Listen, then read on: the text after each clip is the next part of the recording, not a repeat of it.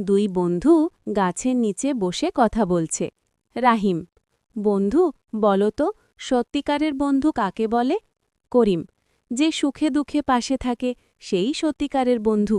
রাহিম: যদি আমার কাছে টাকা না থাকে তখনও কি পাশে থাকবে? করিম: অবশ্যই, বন্ধুত্ব টাকার জন্য না, মনের জন্য। রাহিম: তাহলে তুমি সত্যিই ভালো বন্ধু। করিম: আর তুমিও আমার সেরা বন্ধু। শিক্ষা: সত্যিকারের বন্ধুত্ব কখনো স্বার্থের জন্য হয় না। দুই বন্ধু গাছের নিচে বসে কথা বলছে। রাহিম: বন্ধু, বলো তো, সত্যিকারের বন্ধু কাকে বলে? করিম: যে সুখে দুঃখে পাশে থাকে সেই সত্যিকারের বন্ধু। রাহিম: যদি আমার কাছে টাকা না থাকে তখনও কি পাশে থাকবে?